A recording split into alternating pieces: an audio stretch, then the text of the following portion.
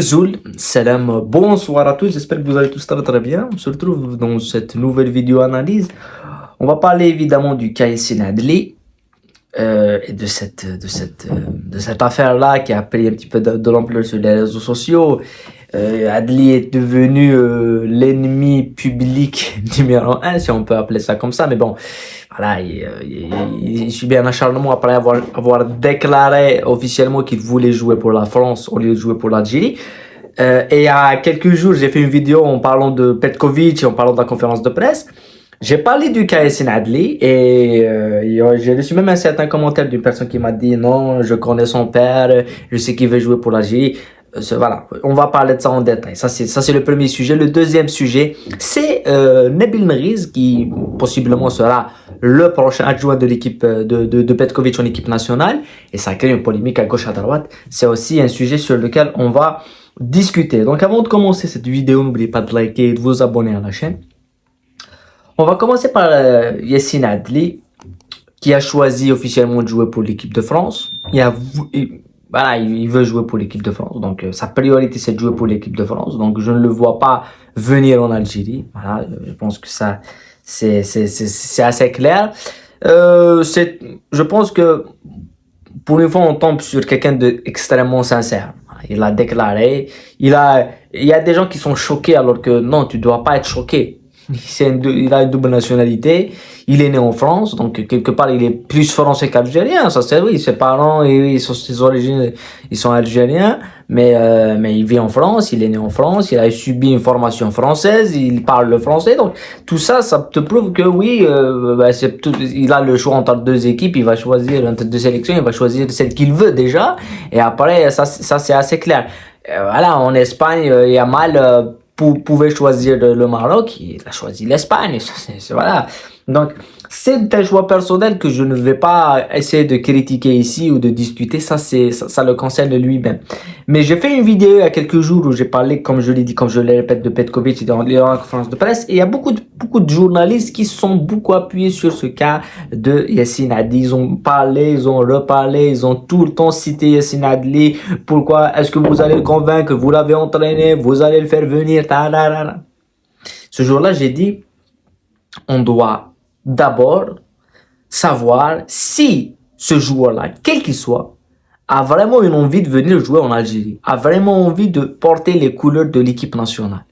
C'est la priorité. Ça, c'est la priorité, c'est la première chose. Et il y a des personnes qui m'ont dit non, il aime l'Algérie. C'est pas le sujet. Il aime ou il aime pas, c'est pas le sujet. Est-ce qu'il déclare que oui, pour lui la priorité c'est l'Algérie. Il veut jouer en Algérie. Et il l'a pas fait. Et 2 jours après, il dit non, c'est la France. Donc c'est ça. Et on tombe dans ce piège. On voudrait qu'un joueur vienne jouer pour nous et pour notre sélection si seulement ce joueur-là veut bien venir jouer pour notre sélection. S'il ne déclare pas qu'il veut venir jouer avec l'Algérie, moi je ne parle pas de ce joueur-là. Moi pour moi c'est un joueur français. Voilà, c'est un Français. Si c'est un Allemand, c'est un Allemand. Si c'est un Autrichien, c'est un Autrichien. Voilà. Mais il faut qu'il déclare. Ça c'est la première chose. Et la deuxième chose qui est la plus importante et sur laquelle personne ne parle, évidemment, quand il s'agit de parler de véritables sujets, personne ne parle, le fait de courir derrière un joueur à ses moyens, Adli, pour moi, c'est un joueur très, très moyen. Voilà, pour moi, Ben Nassar est 1000 fois mieux que Yassine Adli. Et je le disais avant, hein, c'est pas une première fois. Pour moi, c'est pas un joueur qui crève l'écran. Quand je regarde le Milan maintenant, je ne suis pas épaté par ses qualités. Je me dis pas, waouh, quel grand joueur, non. Quand je vois Mora, je me dis, waouh, ça c'est un très joueur d'avenir. Mais pour Adli, non, je pense que c'est un bon joueur, c'est un joueur assez moyen. Voilà, à son époque, dans une autre époque, c'est l'équivalent en mieux, hein, on va dire que c'était de Mehdi Lachen, c'était qui faisait des bonnes choses, hein, mais c'est des joueurs assez moyens, c'est pas des gros top players comme on a maintenant un joueur comme Ismaël Ben Nasser. Donc l'idée de voir un pays aussi immense que l'Algérie, avec ses différences culturelles, avec ses différences morphologique et génétique. On a des roux, des jaunes, des noirs, des blancs, de toutes les génétiques qui existent en Algérie. On peut former des joueurs comme Mbappé, comme Tchouaméni, comme Zidane, comme Benzema, comme Ben Nasser, comme Mahrez, tout, voilà, Ben Sebaini, toutes les morphologies existent en Algérie. On peut former ça et on court derrière un joueur qui sera même pas, voilà, je pense même qu'il sera pas, même, si il est convoqué, il jouera aucune minute avec l'équipe de France. Parce qu'il n'a pas sa place au milieu de terrain. Il va pas mettre sur le banc Tchouaméni. Il va pas mettre sur le banc Kamavinga, quand même. On marche sur, voilà, on marche sur la tête.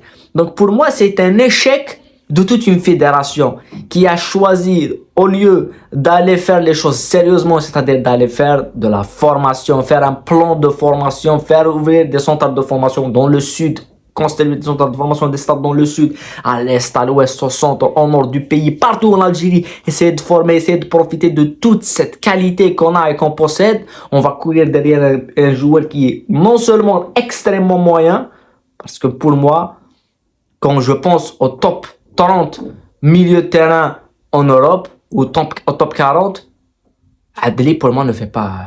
Pour moi, il y a des joueurs qui sont beaucoup plus supérieurs à lui et on court derrière ce joueur-là. Ça prouve l'échec de la fédération. Ça prouve un échec cuisant de notre politique sportive.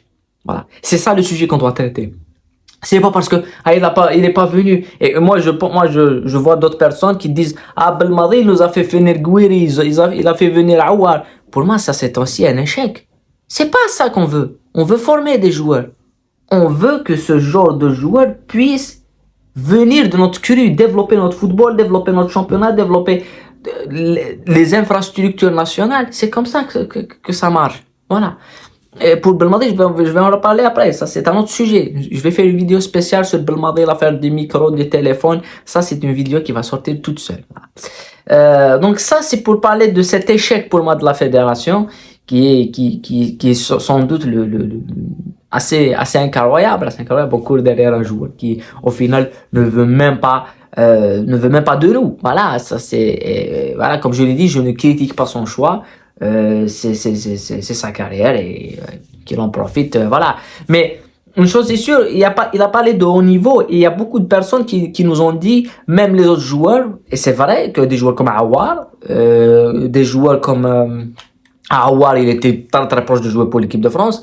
Et à un certain moment, il a perdu son niveau. Aouar, il était à un certain moment sur le marché du transfert où Arsenal voulait 50 millions pour Houssam Aouar. Et là, c'était un petit peu plus gourmand, il voulait 60, et il l'a pas vendu, le joueur a baissé de niveau, et s'il est parti à Arsenal, il serait appelé en équipe de France, il jouera pour la France. Donc, il a choisi l'Algérie en dernier recours, je vais pas critiquer aussi son choix, mais c'est des joueurs qui ont mis l'équipe de France comme premier choix, parce que, c'est vrai, parce que c'était beaucoup plus facile d'aller en Coupe du Monde.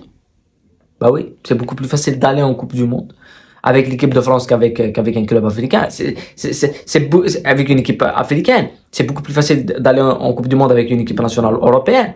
T'as 16 équipes qui se qualifient. En Afrique, t'as 5 équipes. Il y a aucune justice sportive là-dessus. Mais je pense que maintenant, ça va être beaucoup plus facile pour une équipe aussi structurée que nous d'aller en Coupe du Monde, puisque ça a doublé, le nombre de participants a doublé, et même avec 10 à 11 participants. Donc, ce problème d'aller tout le temps à la Coupe du Monde ne va pas se poser à l'avenir, parce que on ira sans doute à la Coupe du Monde. Donc, le choix de l'Algérie, qui était un choix secondaire par rapport à le choix d'une sélection comme la France et tout, et même d'autres pays comme le Maroc, comme la Tunisie, il y a que l'Égypte qui forme ces joueurs, mais qui trouvent des difficultés parce que c'est difficile d'aller en Coupe du Monde en Afrique. Ça c'est historique. Avec toutes les générations qu'on a eues, on n'est pas allé en Coupe du Monde. L'Égypte qui a gagné 3 fois la coupe d'Afrique n'est pas allé en Coupe du Monde. C'est nous qui sommes allés en Coupe du Monde alors qu'ils étaient supérieurs et meilleurs que nous. C'est difficile. Mais maintenant, ce problème sera réglé et je pense qu'à l'avenir, on verra beaucoup plus de joueurs issus de l'immigration ou issus, voilà, des binationaux choisir des équipes nationales africaines comme l'Algérie, comme la Tunisie, comme le Maroc, comme le Sénégal, comme le Cameroun. Tu as des joueurs c'est en équipe de France qui pouvaient choisir le Sénégal, qui pouvaient choisir, oui, parce que exercer en équipe de France ou en équipe d'Allemagne ou en équipe d'Angleterre ou en Espagne ou et tout, ça te permet beaucoup plus facilement d'aller jouer en une Coupe du Monde, ce qui n'est pas le cas de l'Afrique. Voilà, quand tu as un joueur comme Adebayor, s'il a joué pour une sélection européenne, il aurait joué 4, 5 Coupes du Monde. Il a choisi le Togo, il a choisi il a quand même joué une Coupe du Monde 2006. C'était voilà. Donc c'est un problème générationnel, mais vu le changement qu'on voit actuellement dans les critères, dans les participants, on verra plutôt beaucoup plus de joueurs venir jouer en Afrique avec leur sélection, voilà, leur sélection d'origine, je vais pas dire d'origine et tout, mais voilà, de leurs parents et de leurs origines. Voilà. Ça, c'est pour parler du cas, comme je l'ai dit, du Yassine Adli. Et pour moi, c'est, comme je le répète, un échec cuisant de la politique sportive nationale qui va courir derrière des joueurs qui ne veulent pas. Voilà. Alors qu'ils peuvent former 40, 50, 60 joueurs comme Adli. Ouais, en fermant les yeux, on peut les former. Si on met les moyens, on peut faire voilà, beaucoup mieux. Je vais parler maintenant du cas de Nabil Nriz. Qui sera peut-être le choix de l'adjoint de Petkovic. Et il y a beaucoup de personnes qui ont rapporté sur les réseaux sociaux qui ont critiqué un petit peu ce choix et qui ont parlé moi je vais pas parler des critiques qui sont venues de l'Haddaf, parce que l'Haddaf a proposé et le clan de l'Haddaf a proposé, certains journalistes ont proposé un certain nombre de personnes qu'ils veulent voir comme adjoints, donc Nriz ne fait pas partie de cette liste, donc évidemment qu'ils sont contre.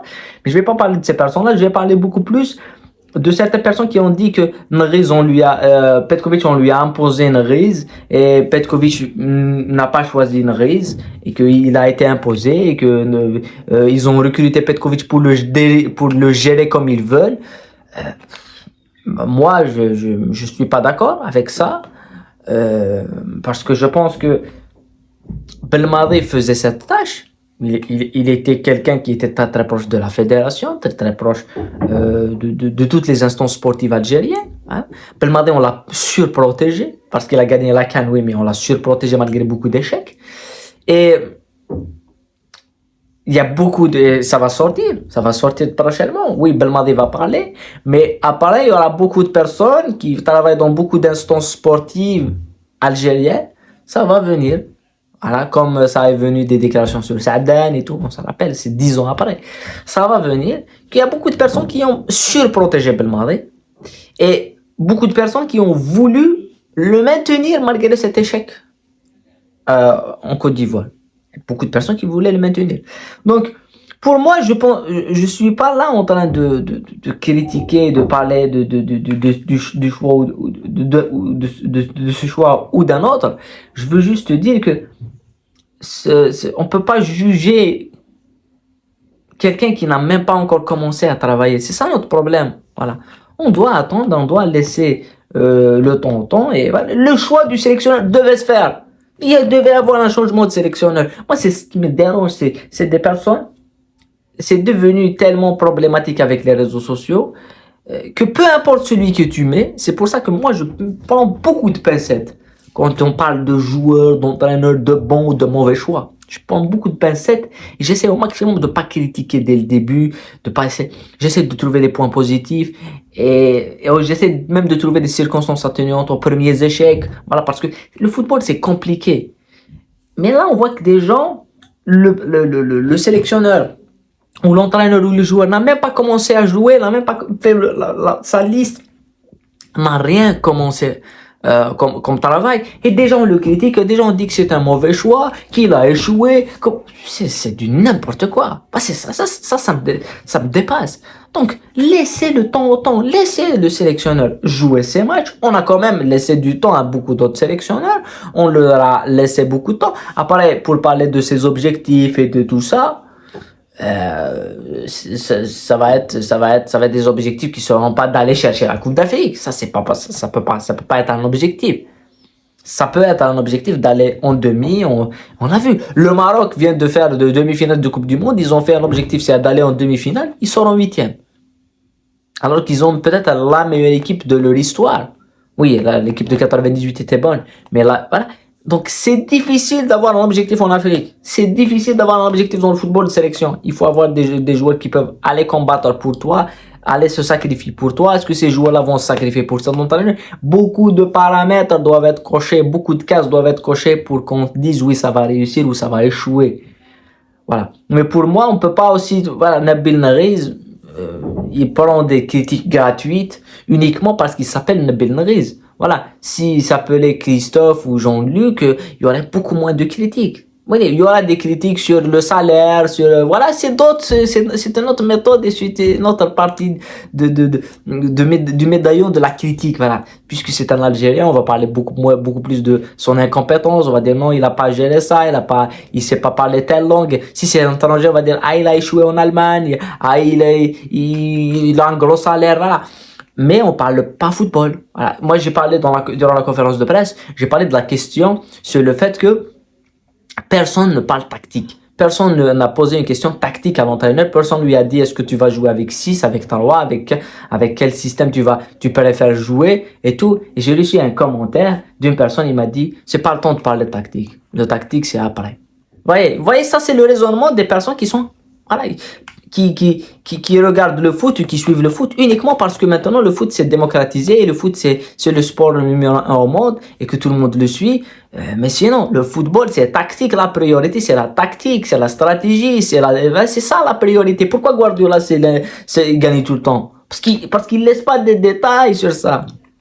Il laisse pas les détails. Pour lui, la stratégie, la tactique, c'est la priorité. Et pourquoi on est sorti 2 fois en Coupe d'Afrique au premier tour? Parce que tactiquement, on était out. On parlait pas tactique. Durant la conférence de presse, on parlait, ah, le téléphone ne doit pas sonner. Ah, vous travaillez pour qui? La presse contre Belmadi contre la presse. On parlait de ce genre de trucs. On parlait pas football. On parlait pas tactique. Oui, mais tu vois des gens qui disent non, la tactique, c'est pas important. On parle on va dire, la bonne équipe me mouelle. C'est ça le truc. Donc, c'est beaucoup de choses qui doivent changer. C'est pas uniquement un problème de sélection. C'est pour ça que moi, je suis contre critiquer le sélectionneur dès le début. Et déjà, le critique tout court, quand tu vois toutes ces incompatibilités qui sont là, entre la presse qui dit n'importe quoi, entre les supporters qui, il y a 2 mois, disaient, on va gagner la Coupe d'Afrique. On sort au premier tour, quatrième, on se classe quatrième dans un groupe où il y a 3 qui passent. Et des gens qui disent on a la pire équipe nationale, on a des joueurs. Il y a quelques mois, tu nous disais qu'on va gagner la Coupe d'Afrique, c'est la meilleure liste. Vous allez dans les commentaires de la liste de Jamel Belmadi et regardez les commentaires, réécoutez les avis des personnes. Tout le monde disait c'est la meilleure liste. C'est la meilleure liste. Il y a 1 ou 2 ou 3 ou 4 personnes qui disaient ah non, il fallait ramener Brahimi. Tu ramènes Zidane si tu veux. Le problème n'est pas de joueur. Le problème, c'est comment tu les fais jouer. On a vu des équipes avec beaucoup moins de qualité. Allez plus loin. Allez plus loin. On a beaucoup moins de qualité que le Congo. Ils sont beaucoup plus puissants physiquement. Donc, travaille physiquement. Donc, mets-toi à la page physiquement. Fais une préparation physique. Au lieu de dire, je vais prendre celui-là ou celui-là. Prépare-toi physiquement. Au moins, tu auras une carte. Au moins, tu auras la carte physique. Ce n'est pas le cas. Voilà. Ça n'a pas été le cas. Et malheureusement, il faut se mettre à l'évidence. Voilà. C'est ce que je voulais dire par rapport à cette affaire de Nabil Nariz et le cas Yassine Adli. Maintenant, si vous êtes d'accord avec moi ou vous n'êtes pas d'accord, ça j'espère que vous ne serez pas d'accord. Voilà. J'espère qu'il y aura des gens qui peut-être ne seront pas d'accord, peut-être que des gens... C'est pas une question d'accord ou pas d'accord, c'est une question d'argument et de donner un avis constructif. Voilà. Moi, j'attends dans les commentaires que des gens puissent argumenter, donner des idées que j'ai pas citées ici, donner des infos qui sont pas citées. Voilà. Maintenant, on est beaucoup plus dans la guerre des égos. Dans les commentaires, on voit chacun, ah, moi, c'est comme ça. Bah, toi, tu détestes celui-ci. Ah, toi, tu n'aimes pas Belmadi. Toi, tu aimes pas le Real Madrid. Ah, toi, tu es contre. Vous voyez un petit peu là-bas, des gens qui sont matrixés dans des trucs, alors que moi, je m'en fous de tout ça. Moi, je regarde le foot. Moi, j'aime mon équipe, voilà, mon club, mon équipe nationale. Moi, je veux que l'Algérie gagne. Moi, je veux que, voilà, peu importe qui gagne, peu importe, voilà, quelqu'un qui perd, ça peut être, je peux être le même sélectionneur, j'aurai une autocritique à travers ça. Mais il y a des gens qui te disent Nathan, parce que c'est des gens qui sont à côté de la plaque, mais malheureusement, ils sont manipulés par tout ce qu'on voit dans les réseaux sociaux, dans la vie actuelle, quotidienne. Voilà.